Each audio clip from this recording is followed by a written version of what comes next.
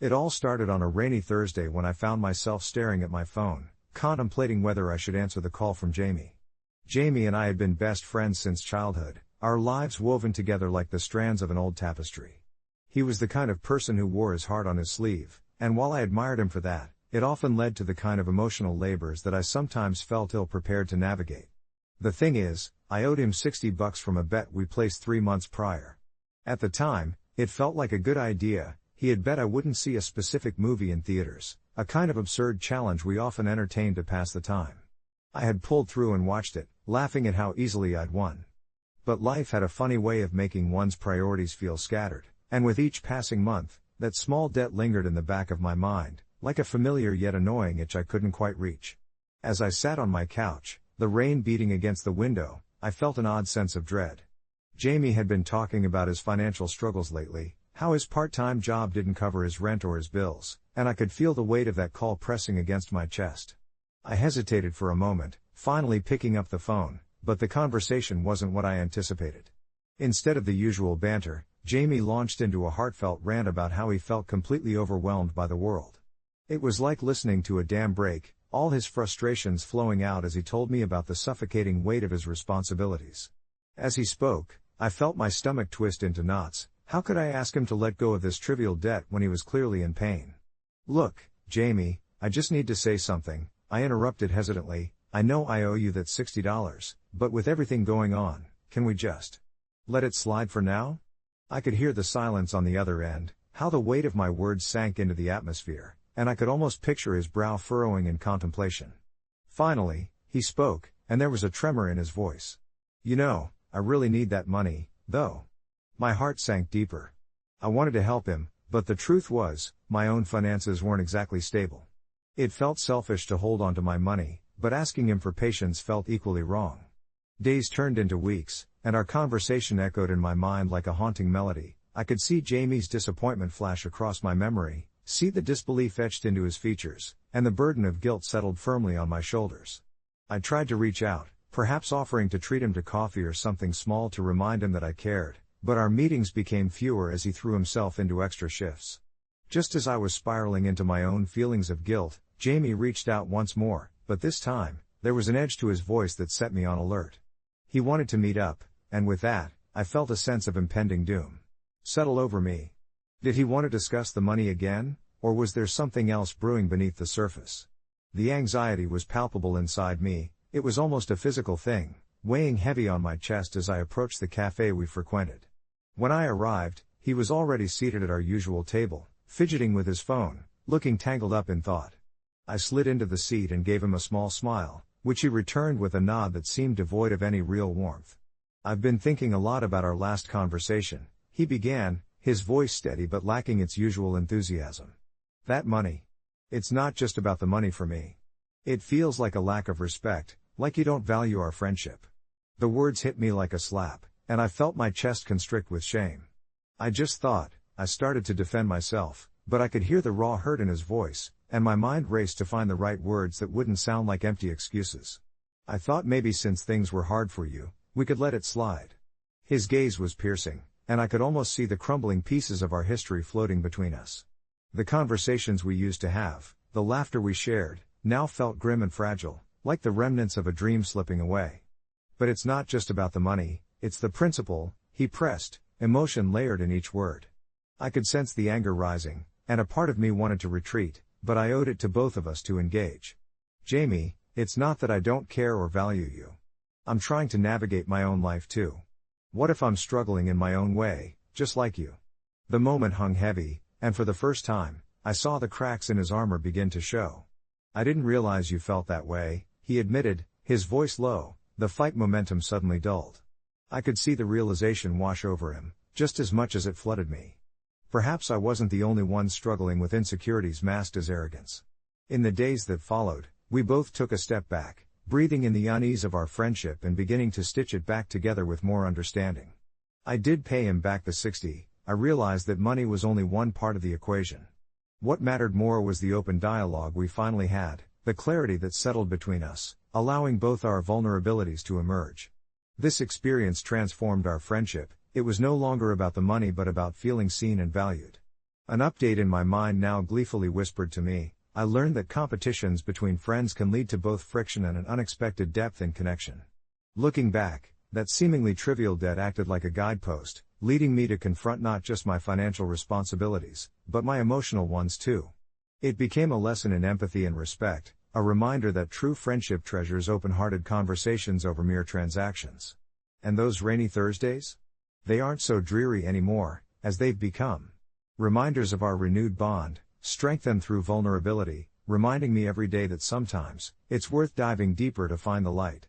As I settled into my routine, the mundanity of each rainy Thursday transformed into a ritual of sorts. Each week, I would sit on my porch, a steaming cup of coffee in hand, as the rain drizzled on the roof above, creating a comforting soundtrack of muted rain patters and distant thunder rumbles. The street, with its slick, glistening pavement, took on a different hue. Each drop of water seemed to wash away not just the grime of the day but also the tension that had once hovered between James and me. I would think back to that moment when I looked him in the eyes and saw the hurt festering beneath the surface, beneath our laughter and easy banter, like an unresolved question lurking in the shadows. It was in this quiet space of reflection that I learned the importance of humility and accountability, both to myself and to those closest to me. I never forgot that debt, the $60 that, at one point, felt insurmountable, almost like a millstone around my neck. Yet that very symbol of conflict became a mirror, prompting a deeper inquiry into how I navigated my relationships. James and I began to spend more time together, engaging in long talks that seemed endless under the canopy of evening stars or the dim, warm glow of a dimmed living room. We would play board games, dive into old movies, and explore our small town's hidden gems, often with laughter trailing behind us like a kite on a gentle breeze. Those moments drew out a connection I hadn't known we'd lacked before. Conversations became more meaningful, filled with genuine inquiries into each other's lives, worries, and dreams. There was a palpable shift. The unspoken tension was replaced with a camaraderie built on shared experiences and vulnerability. No longer did I feel the burden of that $60. Instead, it served as the catalyst for deeper exchanges. One particularly rainy Thursday, as we sipped our drinks and watched the clouds roll in, I opened up. You know, I used to think friendship was just about hanging out and having fun, James. But I realize now it's about the tough stuff too, like debts and misunderstandings. I really appreciate how we've navigated through all of that. It brought us closer. He nodded, looking pensive, and then he smiled softly. I have to admit, I felt awkward about it, too. It wasn't just the money, it was what it represented. I don't want to feel like I'm holding something over you when all I really want is your company. The honesty hung in the air, wrapping around us like the comforting embrace of the warm sweaters we wore. I chuckled at the absurdity of how a financial transaction had morphed into a vehicle for deeper understanding. James reached for his phone, and with a twinkle in his eye, he pulled up a meme that perfectly encapsulated our journey, and we erupted into laughter, once again transported to a place where our bond felt effortless. That evening, the rain intensified, pounding against windows like a drum, but instead of keeping us boxed in, it felt liberating, an orchestra accompanying our newfound harmony. As the weeks turned into months, I cherished those Thursdays, never missing a chance to reconnect and nurture our friendship. I even made a mental note to repay the $60, but truthfully, it mattered less and less with each passing conversation. The emphasis shifted from debt to conversation, from obligation to connection. In a way, our playful banter transformed into discussions that danced around deeper themes, life, love, aspirations, and I began to realize that money and obligations are mere facets of a much larger picture. One evening, James surprised me with an early birthday celebration, a small gathering with close friends. As we settled in with laughter and stories, I felt a sense of belonging wash over me, filling the gaps that I'd sometimes not even noticed existed. In that warm glow, I leaned over and whispered to James, "Hey, I owe you something." He looked at me quizzically, his eyebrow raised, and I continued, this deep sense of gratitude for helping me see what truly matters. He just chuckled and nudged me playfully, a silent acknowledgement of our journey together. Though the rainy Thursdays still came, they carried a different energy now. They were soaked in laughter, born of warmth, and threaded with the beautiful realization that sometimes a rough patch can lead to a tapestry of richer connections. And though I never explicitly paid him back that $60, what emerged was far more valuable, an understanding that true friendship transcends financial debts, weaving an everlasting bond that brightens even the darkest of days. Perhaps, in its own way, that really was a payment worth cherishing. In the weeks that followed, I found myself smiling each time I heard the gentle patter of rain against my window. What used to feel monotonous now evoked an aurora of warmth in my heart. Those rainy Thursdays transformed into a cherished routine. I could almost hear the rain whispering secrets of camaraderie while I shuffled into my living room, bundled in a cozy blanket, a steaming mug of tea cradled in my hands. My phone buzzed to life, and a familiar name lit up the screen: Lucas. We had developed our own rhythm, a dance of banter and understanding that flowed easily, aided by shared memories and laughter. "Hey, you ready for our rain date?" the text read. Smiling to myself, I replied with a quick always. As I threw on my favorite hoodie, ready to dive into yet another cozy chapter of our friendship. Lucas arrived shortly after, a playful grin plastered across his face. "I brought snacks," he announced, producing a crinkly bag of popcorn and some gummy bears as if they were the treasures of a long-lost expedition. Settled on my couch, we slipped into our ritual, Netflix binging through the dreariest of mean days, outlining an adventure. Dipping into the surreal and the comedic, tracing myriad twists across genres, just like our conversations. And as the rain continued its serenade outside, something curious happened. Each time we laughed, each time we shared a meaningful look or a story from our past, I often found myself reflecting on the emotional balance we'd struck, threading through memories that we hadn't quite explored before. "I was thinking about that one time you tried to teach me how to cook," Lucas teased, nudging my shoulder. "You nearly burnt the house down."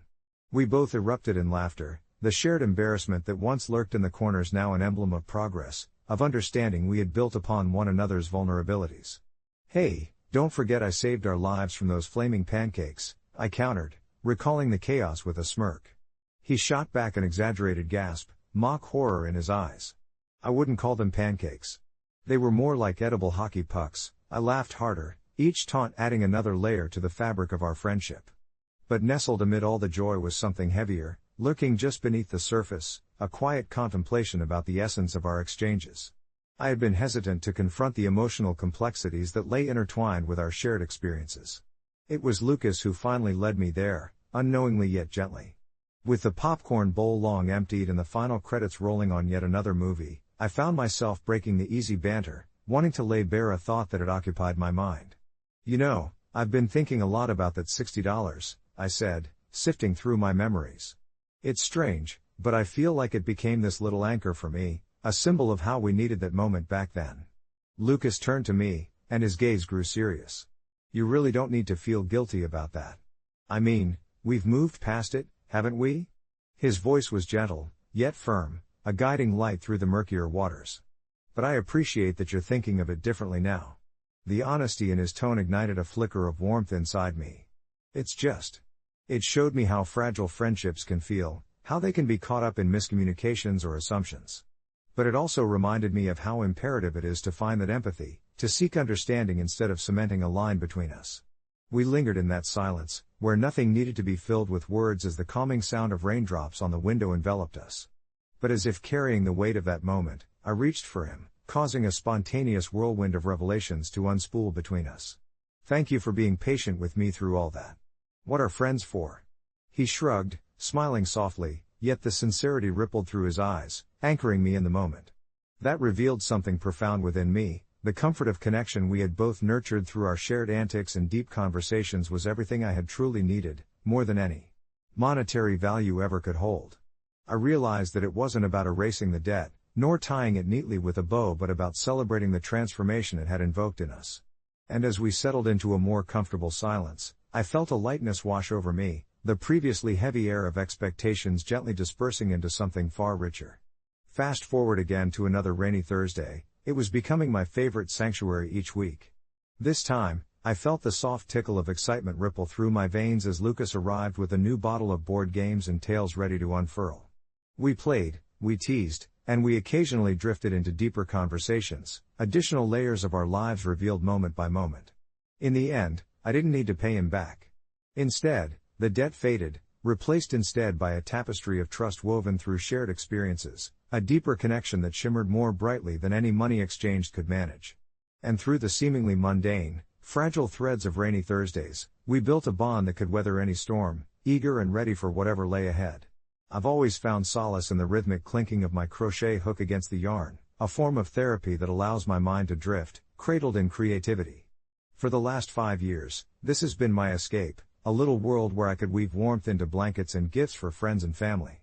When my friend Lucy told me she was expecting her first child, I knew I had to create something special for her, a unique, hand-crocheted blanket that would not only keep the baby warm but also carry the love of a friend. I spent countless evenings after work curating the perfect yarn, deep greens and soft browns, envisioning the joy it would bring. Once the blanket was completed, its imperfections felt like the very essence of handmade art. Each stitch told the tale of my meticulous attention and love. But then, right before the baby shower, panic emerged as I realized I had made a small but glaring error, a stitch pattern inconsistency that not only hurt my eyes but felt like a betrayal of my craft. Refusing to allow this flaw to grab hold, I dismissed it, telling myself Lucy wouldn't care, that the blanket was more about intention and love than precision. However, when I presented it at the shower, she looked puzzled at first, and then disappointed. "Did you mean for it to be like this?" she asked gently, and the warmth in my chest began to cool as I mumbled a half-hearted excuse about it being an artistic choice, wishing for her to be enchanted rather than concerned. The laughter around us felt heavier now, and it was like the moment stretched as I noticed her glancing at that one lopsided corner, her fingers running along the stitches. It all spiraled when, prompted by her mother's insistent critique about blending techniques, I heard Lucy whisper, "Maybe it would just be better if you fixed it." A sudden wave of confusion rushed over me. Fix it? This was my creation. The very idea of unraveling hours of work started to feel like an imposition on the heart behind the stitches. I nodded, my throat tight, and made a decision that felt heavy and liberating at once. I politely reclaimed the blanket that evening, stating that I'd prefer to have it a little longer to perfect it. The room fell silent, as if I had just declared a national emergency. I felt a sinking feeling wash over me. Was I being unreasonable? I distanced myself from the party, a dryness in my throat as I left with my imperfect creation clutched to my chest, hiding my face in its soft fibers. In those moments alone, I grappled with guilt spiraling into indignation. How could anyone expect me to compromise my art, even for love? Yet, the evening left a lingering taste of regret, a sadness threading through my heart like thin strands of yarn unraveling. Days went by with the blanket set aside, untouched, as I continued my needlework but felt the crack in our friendship widening whenever her name surfaced in conversations. Finally, after what felt like an eternity of avoidance, I decided to reach out, sending her a message to discuss my feelings, trying to be open but also tucked away in my vulnerability. Her reply was surprisingly warm, filled with understanding. She confessed to feeling guilty for criticizing something I poured my heart into, and suddenly, I felt the fog clear. I wasn't the only one affected by this moment.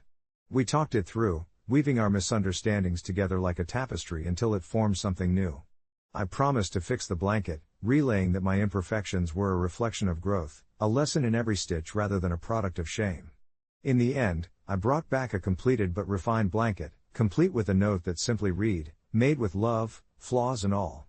She hugged me tightly and smiled through grateful tears, and as I stood there tucked into that moment, I realized the beauty of this journey wasn't just in the work I created but in the connections it fostered, the acceptance of imperfections shared like patched-up seams. So here I am, reflecting not just on crochet skills but on friendships and growth, recognizing that sometimes, love is not about perfection, it's about the willingness to embrace each other's patterns, oddities and all. Update, just last week, Lucy sent me a picture of her new baby curled up in the very blanket I'd almost thrown away. All the flaws whispered stories of friendship, and as I stared at that little bundle, I felt at peace, not just with the blanket but with the understanding that in each stitch, I'd learned more than I ever expected about love, patience, and acceptance. As I sat at my kitchen table, sunlight pouring through the window, casting warm patterns on the wooden surface, I thought about how much had changed since I first began crocheting that blanket for Lucy. With every stitch, not only was I creating something tangible, but I was also weaving together moments of our friendship. Those late-night talks about dreams and fears, those shared giggles over coffee that turned into hours, and the quiet afternoons where we simply existed in each other's company. The blanket had started as a simple gift, a gesture to celebrate her new role as a mother, but it had unintentionally transformed into a metaphor for our relationship, full of quirks, imperfections, and ultimately, love. I recalled the heated conversation we'd had when I hesitated to give it to her, worried about the mistakes I had made in the pattern, as if flaws would somehow taint the essence of what I was offering. Lucy, however, had looked at me with those kind eyes and said, "It's perfect because you made it for me. The errors are part of its charm." I hadn't understood her then, not completely, but as I gazed at her little one, the image of a tiny hand cradled under the colorful blanket, I felt a soft warmth blossoming in my chest. The blanket was not merely fabric, it was a tapestry of shared memories, acceptance, and the realization that none of us is flawless, yet we cherish each other regardless. Each loop and twist in the yarn told a story, reminding me that love isn't about delivering perfection but rather about giving ourselves the space to grow, to sometimes falter, without fear of judgment. As I brewed a cup of chamomile to accompany my thoughts, I mentally revisited those past emotions, the hesitation, the doubt that crept in when Lucy offered to overlook my mistakes. I had grappled with feelings of inadequacy, wondering if my creations would ever be worthy of her and the new life she was nurturing. Yet as I watched that photo again, I felt a gentle shift within myself. Suddenly, I was filled with a sense of gratitude for the journey we had taken together, for the lessons learned within the tight stitches of a yarn life spun with care and friendship. I allowed myself the grace to feel fondness for the little imperfections I once so criticized, realizing they were stepping stones on this path of understanding and compassion. As I finished my tea and looked back at the wonderfully imperfect blanket wrapped around Lucy's baby, I knew I would carry this lesson with me as life continued to weave its intricate patterns, unafraid of the deliberate messiness that makes us who we are. And now, this blanket, much like our friendship, would serve as a constant reminder that sometimes, the most beautiful creations emerge from embracing the flaws instead of hiding from them. As the evening settled, saturating my living room with a warm, golden hue, I found myself getting lost in memories that had woven together my experience with crochet and friendship. I had picked up the crochet hook years ago as a way to foster a creative outlet while grappling with the stress of my then demanding job. Each pull of yarn through the loop felt meditative, allowing me to escape into a world where each creation existed solely through my hands. And though the projects came to life, imperfectly at times, they were birthed from my heart. I could remember the first blanket I ever made, a cacophony of colors that I thought would all blend beautifully but instead clashed with a jarring audacity. I loved it nonetheless, not for its elegance but for the hours I spent knotting together both yarn and my dreams. However, with Lucy, it was different. She had filled that blanket with stories, laughter, and momentary tears, making it tangible with memories that stretched beyond physical time. Sipping the last remnants of my tea, I allowed myself to linger on the importance of those little imperfections. I could feel now how they mirrored our evolving friendship, two uncertain souls, navigating life's unpredictable waters, sometimes taking a wrong turn but always finding their way back to one another. The moment I had taken back the blanket after Lucy first expressed disappointment was unsettling, a moment where I was too caught in my own expectations to recognize her embrace of the flaws.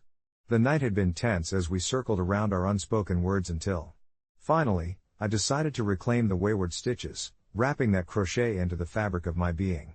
Yet, now, reflecting on that very same blanket brought me serenity.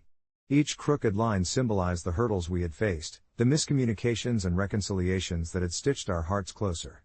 And as the tranquility of the night seeped into my thoughts, I opened my phone to the picture Lucy had sent. There was the soft, serene image of her baby, wrapped snugly in the blanket, that patchwork of color cradling her little one as they drifted into sleep.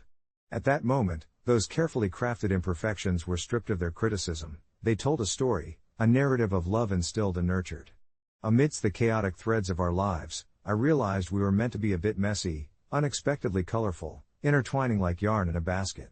My heart swelled, filled with gratitude and recognizing the gentle waves of forgiveness that wash over us in times of doubt.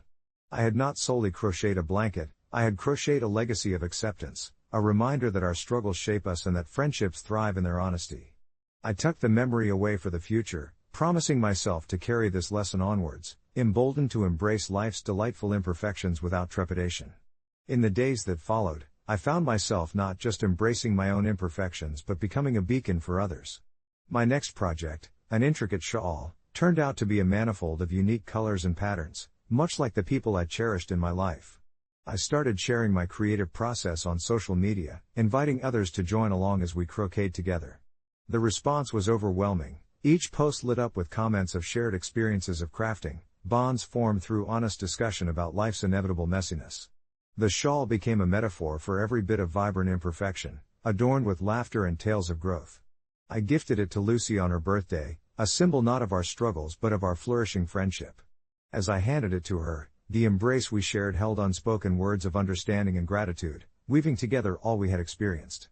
And so, As I come to the close of this reflection, I realize how the greatest creations in my life, be it in crochet or in relationships, have come not from striving for perfection, but from daring to embrace chaos. The blanket still serves as a memento, a connection between two souls learning to navigate their own paths, and I welcome each new stitch I add to the ongoing tapestry of friendship and love that life continues to offer. In this journey, I have found joy not just in the finished product but in every knot, twist, and turn we face, and there lies true beauty. I never thought my day would take such a bizarre turn, but then again, life has a funny way of throwing curveballs when you least expect them. It started like any other Saturday. I had decided to treat myself to a day at the local spa, a hidden gem nestled between two bustling streets, known only to locals and those who frequented hot yoga. I felt the weight of the week lifting off my shoulders as I stepped through the glass doors, the scent of lavender and eucalyptus wrapping around me like a warm blanket. After a long week of work and a slight spat with my partner, I craved a little self-love, and nothing screamed indulgence more than a day spent in soothing baths and rejuvenating treatments. When I finally made my way to the changing room, the bright lights flickered slightly, and the mirrors reflected an array of individuals, all preparing to unwind and ultimately transform into their most relaxed selves. I glanced at my watch and realized I had plenty of time before my appointment, so I took a moment to center myself, unhurried by the world outside. As I stood there, draped in my oversized robe, a wave of spontaneity washed over me. Maybe it was the tranquil ambience or perhaps the lingering frustration from the previous week that nudged me toward what I would later refer to as my confident, yet reckless moment. I could hear faint laughter and casual chatter coming from outside the changing room, the sound of people enjoying each other's company, and I suddenly felt the urge to join in on that liberation. With a mischievous smile creeping onto my face, I slowly peeled off the robe, shrugging it off as though it were nothing more than a layer of mundane responsibility. Standing fully naked in front of the grand mirror, I marveled at myself, feeling unburdened. But the moment I turned around and stepped out, my heart raced as I realized the gravity of what I was about to do. The short hallway leading toward the relaxation area was adorned with serene wall art, pieces capturing nature in beautiful, muted tones. But just as I stepped out, I heard laughter that was suddenly interrupted by sharp gasps. I froze. Standing there in my full glory, I felt the cool air wrap around me, prickling my skin and sending a flush of heat to my cheeks. In that instant, embarrassment overwhelmed me, but something deeper held me rooted to the spot, a strange exhilaration laced with vulnerability. I had expected free love in the spa community, but this was a little different. Out of the corner of my eye, I saw three women nearby, clad in bright, patterned bikinis and matching smiles that slowly turned into bemused expressions. One was whispering to her friends, her hand covering her mouth in playful disbelief. "Wah," one murmured, barely concealing her laughter. The tension hung thick in the air, thick enough to cut with a knife. My pulse quickened. Was I about to become the subject of ridicule? A sudden wave of doubt crashed over me. I debated retreating back into the changing room, cloaking myself in that robe once again to hide from what I assumed would be a brewing storm of judgment. But the realization of what it felt like to be exposed illuminated my mind. Nakedness, in this moment, was oddly liberating. I could either succumb to the laughter and quickly shroud myself in shame, or I could own this impulsive act and confront the crowd with a light heart. With 3 deep breaths, I mustered the courage I usually reserved for bigger battles and nonchalantly strolled past them, my chin slightly raised, pretending this was just another day in my life. I heard whispers of "Is she serious? And is this a prank?" floating behind me, but instead of crumbling, it felt exhilarating. I found a corner with plush lounge chairs and settled into one, soaking up the warmth that radiated throughout the room. The whispers faded as the serene ambience seeped back in. As I reclined, a persistent thought flickered in my mind. Was I the asshole here for setting such a bizarre precedent? Or was this simply a testament to self-acceptance? Hours passed, the sun drifting just out of sight, and I eventually retreated back to the changing room, a soft smile lingering on my lips. As I slipped back into my robe, I overheard one of the women from earlier discussing their visit while I made my way back across the main hall. I couldn't quite catch their words, but snippets like "that was really brave" caught my attention, draping warmth over my prior embarrassment, transforming it into something uplifting. Back in the sanctuary of my robe, I couldn't help but reflect on those moments of unexpected bravery. Perhaps it didn't matter whether I was the asshole or the hero. In that light-hearted chaos, I had reclaimed a sense of freedom I had long forgotten, something deeper than just a physical state. It was an emotional release. Later, I found myself drafting a post titled AITA for getting fully naked in a public changing room? On a popular forum. I recounted the entire day, weaving in my feelings and capturing my tiny triumph nestled within an absurd situation. As I hit post, I realized that whichever way the opinions rolled, the narrative of that day would always chase me into the calmer corners of my mind, reminding me that in life, embracing vulnerability is often the truest form of strength. And as I drifted off to sleep that night, a content laugh escaped my lips when I thought how wonderfully bizarre life could be. The next morning, I awoke with a sense of lightness, a mellow nostalgia washing over me as I recalled the previous day's events. I had anticipated a barrage of judgment when I posted my story online, half expecting to be branded a social pariah for my audacious decision to strip down in a public changing room. Instead, I found myself navigating through a cascade of comments ranging from sympathetic to hilariously incredulous. People weren't just concerned about my nakedness, they shared their own stories of embarrassment, vulnerability, and the mighty human spirit that often rallies around moments of mortification. I brewed a cup of tea, the steam curling in the cool morning air, as I read through the comments. A particularly kind response struck me. Someone had remarked, "Being comfortable in your own skin is a rebellion worth celebrating." This notion anchored itself in my mind. It sparked a lingering warmth that encouraged me to shed the lingering anxieties I had faced in the past, self-doubt, the fear of being judged, and the incessant worry about societal norms. With renewed energy, I decided to take a long walk, letting the crisp autumn air fill my lungs. I meandered through the park, where the leaves danced around me in hues of yellow and orange, the sunlight filtering through the branches in a gentle, dappled embrace. I pondered what it meant to be truly comfortable, not just with my body but with my choices, every decision I had made. Each step felt liberating, almost like the last remnants of my previous anxieties were falling away with the leaves surrounding me. I stopped by a small cafe that I loved, the aroma of brewed coffee wafting through the air, intermingling with the sweetness of cinnamon pastries. As I sipped my coffee, I found myself reflecting on the connections I had formed, both online and offline, during this whimsical escapade. I felt that my experience had resonated with others, which tethered us together in a peculiar yet comforting way. Over the next few days, my post garnered even more attention, sparking long threads of laughter, solace, and the gentle reminder that we all share uncomfortable experiences, stretching beyond the boundaries of physical nakedness. I began to see vulnerability as a shared human element, one that spurred empathy and laughter. Friends would message me, recounting their own tales of embarrassment, like the time my friend Jane overshot her runway in a fashion show and fell, or when Adam, who, outside of his exterior of suave confidence, nervously tripped during his first workplace presentation, turning a simple slide into an impromptu comedy show. Each story illuminated a part of our shared human experience, and as I shared some of my own, laughter echoed across our group chats, creating an unspoken bond. These little encounters began to shape a new narrative in my life, where I felt more at ease, more present in each moment. Days turned into weeks, and I found myself less concerned about societal expectations and more focused on engaging with the world as it came. I joined a local yoga class, a decision both alarming and thrilling, pushing my comfort zone further. One evening during class, as I stood in tree pose, balancing precariously on one foot, I caught a fleeting glance of a woman across the room who was visibly struggling to find her balance. And suddenly, with an explosion of compassion, I felt an unspoken connection with her, an understanding that we were both navigating our paths through uncertainty. I smiled at her, and she smiled back, a shared moment of grace in the midst of awkwardness. As that year drew to a close, I looked back at my initial post, the snapshot of a day that seemed so trivial yet transformed into a deep personal journey. Initially, I thought I was merely sharing a funny story to lighten someone's day, but in reality, I had opened up a discussion about vulnerability and acceptance, leading to significant changes in how I viewed myself and others. I learned that my story was not just about a naked moment in a changing room but about the courage to embrace my true self, flaws and all, amidst a world that often felt all too critical. Feeling contemplative one evening, I decided to post an update on the forum, not out of obligation, but as a gentle reminder to those who had reacted to my original story. I wrote about the shifts in my life, how those reactions had inspired a newfound confidence in me and how discovering the beauty and vulnerability granted me profound connections that weave through my daily existence. As I submitted the post, a sense of satisfaction enveloped me. I had turned a single incident of discomfort into a thriving, gentle dialogue about strength and acceptance that echoed beyond my personal bubble.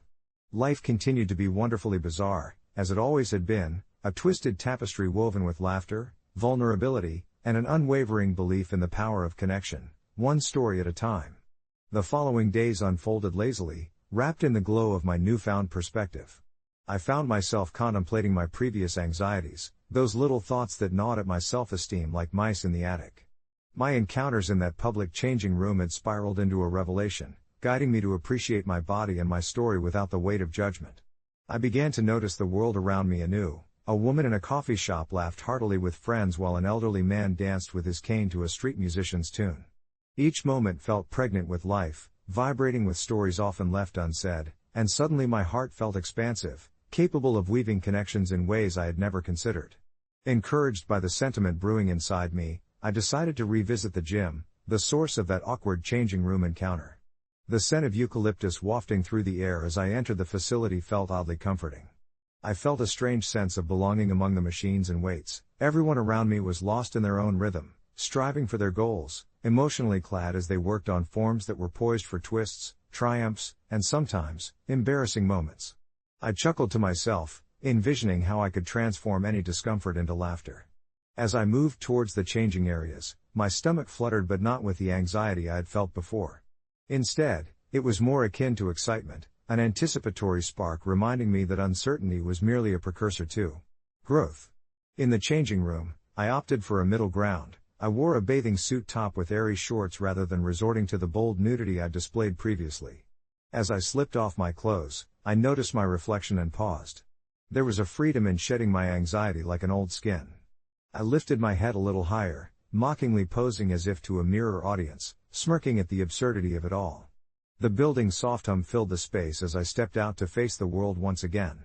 To my surprise, I was soon greeted by warmer smiles, including a nod of recognition from a fellow gym-goer I had shared glances with in the past. Later, I basked in the pool, savoring every ripple and splash, feeling liberated by the sunlight dancing off the water's surface. Laughter echoed around me, a melodious reminder of a world that thrived on connection. I chatted with a few other swimmers, exchanging snippets of life stories, casual and straightforward, but it felt meaningful. It was that unassuming atmosphere of energy that bound us together, all of us in our own respective journeys. After what felt like hours in the sun and splashes, I returned home and opened my laptop, eager to check the reactions to my Reddit post. The responses were a vibrant tapestry of empathy, humor, and shared experiences. People opened up about their own vulnerable moments, their ridiculous mishaps, moments of embarrassment, and those flickering instances of undeniable human connection. I felt a profound sense of community enveloping me as I read through each comment. I even chuckled at a few amusing takes, like a user admitting to accidentally wearing mismatched socks for a week straight because they were too scared to ask for help. As I pondered whether I should share more of my own stories, I reflected on how small moments could birth camaraderie. So, I decided to embark on a new journey, crafting tales of awkwardness and vulnerability, blending them into reminiscent essays to share with my newfound community. I felt an invigorating kinship growing, a feeling that perhaps, by exposing our flaws, we help others feel less isolated in their own. That night, as I lay in bed, the quiet hum of the world surrounding me, I felt grateful for the vibrant narrative life presented. I nestled deeper into my covers, casting my mind back to the changing room encounter, relishing in how a single moment of embarrassment had catalyzed a wave of transformation within me. Perhaps my initial question of whether I was the asshole had been answered. It was never about the nakedness itself. In bearing my vulnerabilities, I ultimately found strength, lightened by connection, and I drifted off, smiling at the thought of the everyday absurdities and the beautifully shared experiences yet to come. They say that family gatherings can bring out the best and worst in people, but I didn't realize just how deep the wound could cut until that Saturday evening at my cousin's house. It started innocently enough, the aroma of baked lasagna wafted through the air, mingling with laughter and the clinking of wine glasses. Family members gathered around, catching up, reminiscing, and sharing stories from the past, and I had joined in, feeling that familiar blend of comfort and anxiety. You see, I was always the sensitive one in the family, overly emotional, easily offended, so as I sat there, listening to tales of my cousin Lucy's recent engagements and her plans for marriage, my heart felt lighter amidst the cheerful banter. But then, in a twist I didn't see coming, Lucy, in her exuberance, turned the spotlight onto me. "What about you, Jenna? Still single? I mean, at your age?" She trailed off, a smirk forming at the corners of her mouth, while a few chuckles erupted around the table. In that moment, a familiar pang of humiliation rushed through me, clashing against the happiness around me like a sudden summer storm. I had always tried to take the high road, to brush off the barbs and the subtle criticisms, but this time, a suffocating heat surged through me, igniting a fire I hadn't anticipated. While everyone laughed, I felt the weight of my solitude pressing down hard on my chest. I noticed my mother's eyes dart towards me, filled with concern, but Lucy continued her teasing, commenting on how you can't be too picky, as if my worth was reduced to my marital status. I smiled weakly, nodding along, but internally, I was anything but jovial. As the laughter settled, I decided to excuse myself, perhaps a walk would clear my head. I slipped into the kitchen, where the centerpiece of the gathering awaited, a stunning, beautifully decorated vanilla cake adorned with fresh fruit. It had always been a family favorite, and as its fragrant sweetness enveloped me, I felt the anger bubbling just below the surface. I didn't know what came over me, but suddenly the idea of taking the cake felt like a rebellious act against the emotional daggers lodged in my heart. In a moment of impulse, I cut a generous slice, placed it on a plate, and with my resolve set, I headed for the door. The cool evening air hit my face as I wrapped my cardigan around me tightly, trying to physically hold in the swirl of emotions that threatened to spill over. I drove home in a daze, the cake still resting in my passenger seat, and the weight of my actions began to settle in the pit of my stomach. Was I really so petty to leave a family gathering with what was supposed to be a shared joy, all because of a hurtful remark? By the time I reached home, I was engulfed by confusion and guilt. As the sun dipped below the horizon and shadows danced across my living room, I dropped the plate onto the coffee table, staring at the perfectly frosted slice as if it were an artifact of my latest emotional breakdown. I tried to convince myself it was about self-preservation, about valuing myself beyond what others deemed worthy, but I knew deep down I was struggling to find validation in the most childish of actions. Later that night, as I sat hunched over on my couch with that slice of cake in hand, the sweet flavor somehow tasted bitter on my tongue. I pulled out my phone, contemplating sharing my story on a Reddit community like AITA to get a sense of perspective, but instead, I spent my evening lost in thought, replaying the events over and over like a record on a loop. I knew I wouldn't be welcomed back with open arms after this little incident, but more importantly, I also recognized that the love I sought in the laughter of my family was something I needed to cultivate within myself. Sometimes, it's easier to blame others for our pain rather than confronting the inner void we're trying to escape. Days later, I volunteered to host the next gathering. It was time to face my fears, and yes, offer an apology, not for taking the cake, but for reacting the way I did. As I whipped up a new dessert, a bounty of chocolate truffle cake, I decided I would address the elephant in the room with a smile. Upon entering the room that day, I felt my heart race, and as I looked into the familiar faces of my family, I took a deep breath, ready to reclaim not just a slice of cake, but a piece of my happiness. And if that meant setting boundaries and communicating my feelings, then so be it. After all, sometimes family gatherings call for more than just good food, they demand a little honesty. As I stood at the entrance, cake box cradled in my arms, a slight wave of apprehension washed over me. I could already hear the laughter and familiar voices, each echo stirring a blend of nostalgia and dread. Family gatherings had never been easy for me, especially after last year's disastrous Christmas dinner, where playful jabs turned into a full-blown roast of my life choices. I'd left that evening with my pride bruised and my spirits deflated, clinging to the memory of my half-eaten slice of pumpkin pie as if it were a lifeline. Now, however, with this chocolate truffle cake crafted from my heart, I wanted to approach things differently.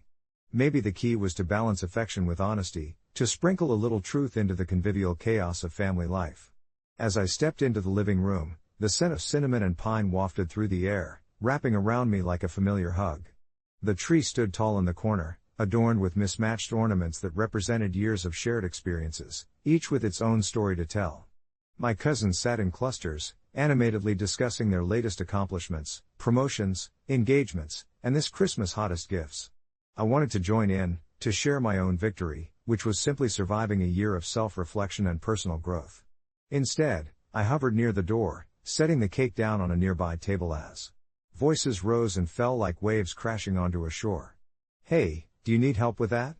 My older brother, Matt, called over his shoulder, scrolling through his phone with the other hand. I forced a smile, feeling a warmth at his offer, yet quickly dispelling it. "Nope, I've got it," I replied, my tone a tad too cheerful, a shield against unkind words that crept to the edge of my mind. He muttered under his breath, his lingering gaze indicating he wasn't buying my bravado. As if on cue, Aunt Linda entered the room, her aroma of lavender overpowering my sense of comfort. "What's that you've got there?"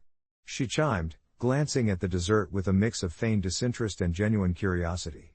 "It's chocolate truffle cake."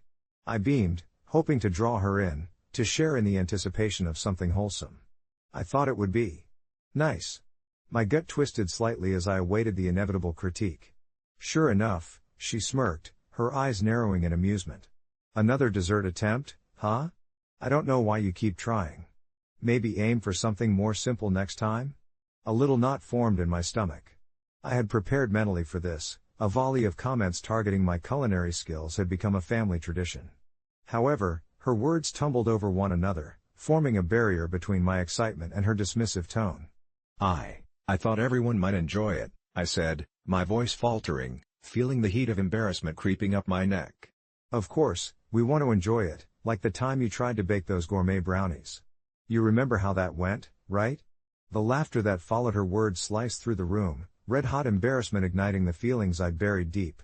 The warmth I had felt upon entering evaporated in an instant, replaced by that familiar sting of hurt. I gathered my resolve, the year's worth of healing impulses swirling in my mind. With the cake box in one hand and my heart thundering in my chest, I made the decision to step back from the farce. The words I'd been rehearsing all week danced on the edge of my tongue, waiting to be spoken. "You know, I thought gatherings like this were supposed to be a moment of joy, a time to lift each other up instead of tearing one another down." The room fell silent, my voice trembled against the weight of the gathered family. "I'm tired of feeling like my efforts are just fodder for jokes." Staring into the faces of my family, a mixture of surprise and discomfort washed over them. I took a breath. "It's okay to joke around, but let's keep it kind. I bring things here because I want to share my joy, not to be an easy target." The cake was my emotional anchor, a creation that represented the energy and thought I poured into every layer, and as I held it firmly, I began to feel the walls of isolation slowly crumble. A heavy pause filled the air, then one of my cousins, Hannah, stood up. "You're right. Honestly, we're all just so wrapped up in our own little lives. Sometimes that we don't realize how our words impact others."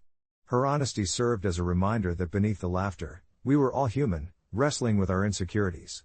As she spoke, I noticed the softening in their expressions, a newfound awareness glinting in their eyes.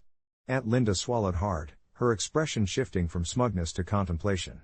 "I'm sorry," she said, her voice surprisingly gentle, "I didn't mean to hurt your feelings. I'm proud of you for trying something new." The corners of my mouth lifted slightly as I observed the shift unfolding. Emily, another cousin, chimed in next. "Yeah, let's put a stop to old traditions that make someone feel less than. How about we try a slice together?" With that simple gesture, I felt the tension dissipate. As I retrieved my cake, my heart began to heal, the forks gleaming beneath the light like beacons of hope for new beginnings. In that moment, I realized reclaiming my happiness wasn't just about addressing the hurt, it was about reminding them of the strength found in honesty and vulnerability. As the first slice was served and laughter resumed, I felt like I was finally leaving behind the shadow of last year's self-doubt, replacing it with the light of acceptance and love. Weeks later, I'm scrolling aimlessly through my phone when I notice a text from Matt. "Hey, Mom says your cake's a hit. You should bring it to the next get-together, too." I chuckled quietly, tapping on the screen to respond. "Will do. And this time, I might just bake something with vegetables." His reply came instantly, "As long as it's not another gourmet disaster." The laughter I shared with my family that night still echoed in my heart, an ongoing reminder that vulnerability opens doors, nudging us all to grow together, cake in hand. As I sat with my phone in hand, memories of that evening flooded back, carrying with them an assortment of flavors, scents, and sentiments. I could still taste that rich chocolate truffle cake, its smooth texture melting away as I shared it with my family, and the way the subtle sweetness of laughter filled the air just as much as the dessert. The incident had unlocked something deeper within our family dynamic, particularly between myself and my siblings, who had, more often than not, let the familiar warmth of gatherings slip into passive-aggressive banter or awkward silences over the years. I found myself reflecting on how, for so long, I had worn my feelings like armor, believing that silence would shield me from judgment. Yet, the night I took my cake and my voice to that gathering felt like shedding an old skin, the uncomfortable weight of unresolved tension replaced by unexpected revelations. Everyone had their share of struggles, insecurities, and misunderstandings. Even my brother Matt, who always seemed to flit through social interactions with a devil-may-care attitude, had approached me afterward with more sincerity than I had anticipated, apologizing for teasing me. Over the years, I sometimes took poking fun at you for the laughs, but it hit me that maybe I was just scared you'd never find your place among us if I didn't make you laugh, he said, scratching the back of his head sheepishly. I appreciated the hidden layers beneath his light-hearted facade, and it was in that moment I realized how we all had this habit of using humor as a safety net, a distraction from exploring feelings that might seem too heavy to hold. Weeks turned into a month, and that gathering was a thread of joy woven into our complex family tapestry. I received sporadic texts from Matt, including silly memes and inside jokes, an invitation to keep the dialogue open. It became evident that while humor deflected deeper conversations, it also paved the way for them. We grew comfortable with these new forms of communication, intertwining laughter with the honesty I had begun to embrace. It was a dance, each step closer to connection that sent out ripples of understanding. One day, in a moment of spontaneity, I whipped up another dessert, a bright carrot cake with warm spices and a rich cream cheese frosting, reminiscent of my childhood. I decided to bring it to the next informal family barbecue, hoping to extend this bridge of vulnerability further. As the day approached, I felt the familiar tingle of excitement mixed with a sprinkle of anxiety. I hoped the atmosphere would echo that previous encounter, filled with both sweet and savory exchanges rather than resulting in silence laden with unexpressed feelings. When the day finally arrived, I went through a whirlwind of emotions, bustling through the kitchen with my cake in hand, feeling proud when family members admired my baking skills. But deep down, I noticed the flutter of worry creeping in as I waited for but that friends and family often added to compliments. This one is lovely, but... To my surprise, however, the admiration flowed seamlessly, encouraging conversations that built upon one another rather than deflating at any sign of pressure. I found myself having a heart-to-heart with my cousin Lisa, who confided her own struggles with balancing expectations from family and career. We laughed, remembered joys from our childhood, and marveled at how our family had evolved. The night unfolded in a tapestry of dialogue and connection, punctuated by delicious bites of cake and rich laughter. I noticed Matt laughing heartily after recalling one of my kitchen's disasters, only to pause, trendy drink in hand, and add, "But the way you turn this into a thing is what makes you special. I'd never have the courage to put myself out there like that." It struck me how my willingness to assert my feelings had formed a ripple effect, encouraging honesty around the table, transforming our conversation into mirrors reflecting our vulnerabilities. And in that moment, I realized that the laughter, the mixed flavors of cake, and the weaving together of our stories were intertwined. Expressions of love and acceptance. As the gathering came to a close, I left that night with more than just the satisfaction of having baked another delicious cake. I carried with me a deeper understanding of vulnerability, one that left room for growth, connection, and an unshakable sense of belonging. And so, in the days that followed, the narratives we shared became evolving chapters. Each cake I brought to the table was a fresh page in a family saga, where laughter, honesty, and love continued to rise just like the desserts that brought us together. No, sleep, all my childhood bedrooms had something in common. Only now that I live alone did I realize what that was. The first time I noticed the peculiar pattern was when I stood in the center of my new apartment, a modest one-bedroom tucked snugly into the heart of the city. It was a place of my own, yet it felt eerily familiar. The walls were painted soft beige, the floor a warm wood, and the gentle hum of the city outside filled the air like a nighttime lullaby. But as I unpacked boxes and hung up my belongings, it struck me, every bedroom I had ever occupied as a child had a specific element that seemed to echo through the years. Each space had a window that faced the exact same direction, southeast. I remember as a kid, lying in bed and staring out at the clouds shifting colors as the sun set, thinking that the universe was painting portraits just for me. However, something darker lurked behind those windows, a feeling that so many moments of joy were teetering on the edge of something menacing. My parents divorced when I was 10, and I began to wonder if perhaps it wasn't just a coincidence. As my mind wandered down those troubled lanes of memory, images flashed through my mind, that old, decrepit house we lived in after the split. The peeling wallpaper, the creaky floorboards, and especially the shadows that danced in the corners whenever the sun dipped low. I could almost hear the whispers in the dark. They became companions during sleepless nights, always promising to help me, while making it clear that their comfort came at a price. With each move to a new bedroom, the shadows seemed to follow me, lurking closer each time. At first, I thought them just figments of my imagination, remnants of childhood fears stemming from my fragmented family life. Now, in my own space at 30, the memory was no longer vague. As I stood by that southeast window, I could feel a chill creeping along my spine, as if I were being beckoned back into the heart of those tales I had tried so desperately to forget. I dismissed it as mere nostalgia, but then came the whisper, just faint enough to trick my mind into believing it was just the wind rustling the trees. "Come play," it said, a sweet lilt that was both inviting and gut-wrenching. My hands trembled as I decided to leave my safe haven for the evening air, hoping some fresh air would ground me. Just outside, the world was alive, families, couples, friends all bridged by laughter as they mingled in the twilight. But even in a crowd, I felt wrapped in a blanket of loneliness. After a few minutes of walking, I turned and headed back to my apartment, to gather my thoughts and clear my head. The whole way home, I noticed those same wild shadows clawing at the edges of my vision, just as they had in my youth, edging closer with every step.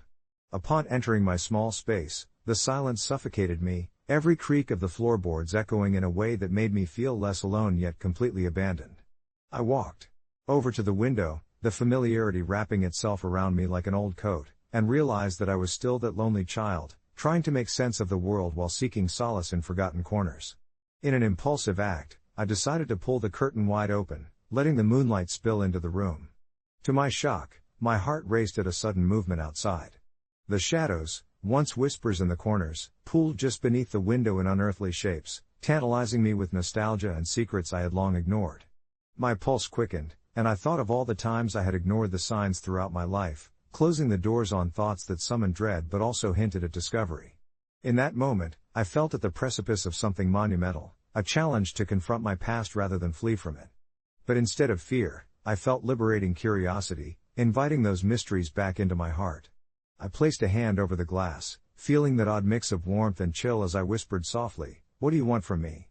The response was a gentle swell, the shadows dancing closer as if inviting me to join them. Here I was, finally ready to embrace all that I had avoided for years. About a week later, as I still sat enveloped by those night whispers, I caught a glimpse of a memory, a dream I used to have of running through an endless field, with children playing and laughing without a care.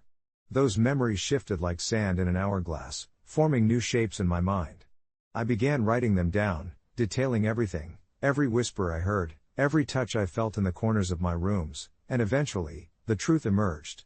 Those shadows, which had once loomed over me as dark memories, were reminders of a childhood filled with magic. I had hidden from my feelings for far too long, but now, I was ready to turn every belief I held about my past upside down. That playful call to come play wasn't about fear. It was about reconnecting with that part of me I had buried under the weight of adult responsibilities and heartache. The closer the shadows danced, the more I saw them as potential and promise rather than threats. And like any good story, the shadows remained ever present, threading the past with my future, allowing me to weave together a narrative that made sense at last. That revelation breathed new life into my heart as I embraced the space I called home, a sanctuary full of the joys I had once known. Yet, as I finally snuffed out the light late one night, I felt a stir of energy, a soft rustling brushed against my skin. Just by following the path back to the shadows of my childhood, I discovered that they weren't gone, they were always there, waiting for me to acknowledge them, ready to share those deep, sweet secrets once again. It turns out, every childhood bedroom could be sanctified in a way if we dared to listen to the stories echoed within them. Update: I've since taken up writing again, turning my childhood tales into stories I share online. The response has been overwhelming. It seems I wasn't the only one who carried these shadows, but I've come to realize that my words breathe life into them. A small community has formed around my confessions, each of us unraveling our own histories and discovering shared experiences in those whispered moments of fear and joy. What I once thought was a burden has now become a gift, a testament to the power of storytelling and the bonds it can forge between those who dare to listen. As I sat in my dimly lit room, the soft hum of my computer the only companion aside from the shadows that danced joyfully along the walls, I began to sift through the memories that had shaped my childhood, memories that were now spilling onto the screen like ink from a well-used pen. With each tap of the keyboard, I felt a comforting release, a connection to those childhood bedrooms that had been more than just spaces where I slept. They were vessels holding pieces of my spirit, echoing with laughter, tears, secrets, and fears. In each one, there was something eerily familiar, a strange presence that, until recently, I hadn't fully acknowledged.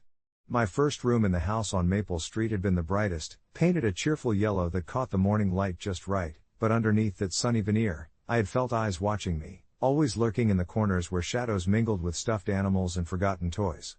Then, there was the small bedroom in the apartment my family moved to when I was 8, where in the middle of the night I would hear whispers from the closet, like a conversation between old friends, secrets shared only in the dark.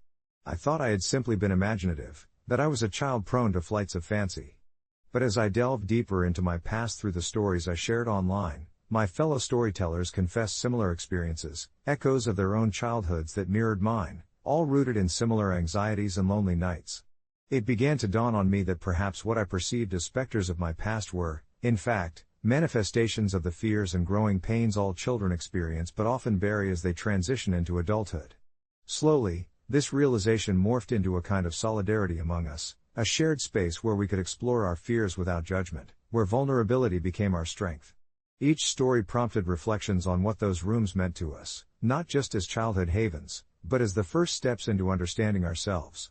I vividly remember one night, typing away late into the serenity of solitude, when a particular message popped up on my screen. It was from a fellow storyteller I had come to admire, someone who wrote with a raw honesty that resonated with me. They spoke of the first time they had seen their own shadow reflecting back at them, a friend who, at first glance, felt like an intruder in their own world. Those words struck a chord. It was as if they had pulled from my own diary. We engaged in a conversation that stretched into the early hours, exploring our connections to those rooms, and the peculiar comfort we derived from the understanding that we were never truly alone, even in our darkest moments. This exchange ignited a spark, pushing me to dig even deeper into my psyche. I began to write not only about fear but also about joy, about the afternoons spent building blanket forts, the discovered wonders of an old book collection, and crayon-scribbled maps of imaginary worlds. I painted my childhood in colors more vibrant than the dismal shadows I had clung to for so long. These explorations led to unexpected revelations, and I started to realize my last bedroom before leaving for college was surrounded by a spectrum of feelings, excitement for the future mixed with anxiety for the unknown. The presence I felt there was different, a comforting whisper reminding me that it was okay to stand on the brink of adulthood and still carry the echoes of childhood behind me. When my stories turned into a kind of catharsis, I knew I had stepped past the threshold of nostalgia and into the realm of acceptance. Writing transformed into an affirmation of who I was and who I was becoming, a journey shared with others facing their own darkness and light. As I closed my laptop one night, I felt a gentle weight lift from my chest, a knowing that those rooms, those intangible specters that had haunted my thoughts for years, were simply parts of my story, pieces of a puzzle that I had now started to reshape. Each echo was no longer a reminder of fear but a testament to my resilience and growth. I felt empowered, not just for myself, but for others who found solace in our shared experiences. It was in this space, I realized, that the shadows didn't just watch, they listened, and with every word we shared, we grew a little lighter, a little braver, and a little more human. I wouldn't trade this journey for anything, and perhaps what I had once feared was not about what watched me, but about what I could accomplish when I allowed my story to take flight, merging memory with creativity, and uncovering the beauty that lived beneath the surface. And as the world outside grew darker, I felt a comforting glow radiating from within, reminding me that perhaps, in every bedroom, past, present, and future, there lives a piece of me, a part of my journey that is always worth sharing. With each tale I wove, I found myself diving deeper into the shadows of my past, peeling back layers I had long buried under a facade of normalcy and routine. I reminisced about the tiny rooms that housed my childhood dreams, the way the yellow wallpaper in my first bedroom seemed to sigh in relief whenever I would tell stories to the pastel stuffed animals that adorned my bed. I would drape my childhood fears over those walls, and in return, they whispered back with every creak of the floorboards and soft rustle of the curtains. As I would often confide in those inanimate listeners, I gradually realized that these stories were as much for them as they were for me, a way to channel my feelings into something tangible. Yet, as an adult, I often felt cut off from that magical space where imagination thrived, especially when overwhelmed by life's relentless grind. But now, in sharing my words online, it felt as though I was invited back into that sacred place, offering not just a glimpse of my heart but an open window for others to peer through and find a reflection of their own experiences. Each post sparked a flurry of comments, confessions from strangers who echoed my childhood fears, narrating their own encounters with flickering shadows and lingering feelings that refused to be silenced. Sometimes they were lighthearted, and sometimes they struck chords that reverberated deep within, each interaction nurturing a community that felt like magic, a comfort I'd long sought. One night, as I sat under the soft light of my desk lamp, tapping away with eager fingers, I came across someone who stood out among the rest, someone named Eli. Eli shared that he lived alone in a small studio apartment, much like mine, and like me, had begun to feel haunted by the echoes of his childhood bedrooms. He spoke of how he had a relentless cycle of dreams, the same dream where he was a child again, lost in his old house, searching for something he could never grasp. His dreams always left him feeling hollow in the morning, soaked in a longing he couldn't articulate. I felt an immediate bond with him. His vulnerability resonated with my own hidden struggles. Without hesitation, I replied, fumbling for the right words to let him know he wasn't alone in this surreal experience. The conversation blossomed, with late-night exchanges that turned into shared late-night writing sessions. We grew closer, our narratives intertwining like vines climbing a forgotten wall, feeding each other's flames of creativity while pulling back the curtain of despair together. But it was one Saturday, while we were video chatting, that Eli revealed something that would change everything. With a trembling voice, he asked if I had ever felt a palpable presence in my childhood homes, something that felt as alive as the stories we shared. I paused, recalling late nights spent laying wide-eyed under the covers, where I felt I was not truly alone, a comforting presence lying just beyond the threshold between sleep and waking. A shiver cascaded through me as I said, yes, watching the flicker of recognition spark in his eyes. He confessed that his dreams often felt less like nightmares and more like invitations, urging him to return to the house he grew up in, a space laden with secrets and whispers. We shared stories of our childhood rooms, Eli's walls plastered with the praises of his ever-watchful parents, mine holding the scars of the imaginary beasts that lurked just out of sight. That night, a thought lingered in the back of my mind, and it took root. The more we talked, I had considered visiting my childhood home, hoping to illuminate the dark corners, not just to confront what lay concealed there, but to embrace the memories I had long deemed burdensome. As I floated the idea to Eli, I was surprised by how fervently he urged me to do so. What if, he said, there's something there waiting for you? Something that could provide answers? After a long drive filled with uncertainty, I arrived beneath the familiar roof that once enveloped my childhood with love and dread. Darkness had settled into the night, casting a thick, oppressive air over the house. Each creak of the wooden floor was a reminder of the secrets it had held for decades. I walked into my old room, small, anachronistic, but powerful in its ability to resonate with the echoes of old laughter and sadness. I spoke aloud, recalling memories with the fervor of someone yearning for connection, thanking the walls for housing my dreams and fears. It was then that I felt a warmth, a flicker in the air, and as I closed my eyes, images flooded my thoughts, moments stitched together in a vibrant tapestry of joy, and a few dark threads of shadowed apprehension. But what struck me most was not the fear, but rather the love I felt for that sacred space, and for every version of myself that had passed through it. I closed my eyes, embracing the poignant tranquility that blanketed the room, and allowed myself to remember the promise I made long ago. I would not let fear constrict my voice. When I opened my eyes again, tears brimming with both sorrow and gratitude flowed down my cheeks. Standing there, I understood that in confronting my past, each bedroom and each story, I had reclaimed my narrative. As I returned to my apartment, fortified by this experience, I sensed the presence of something greater, a palpable connection not just to my own story, but to Eli and our blossoming community, a space where we all chose to share the dreams, fears, and beauty of our pasts. And as I sat to write that night, the glow from my desk lamp a soothing reminder of the warmth we all craved, I knew that every story shared only expanded the reach of our collective imagination.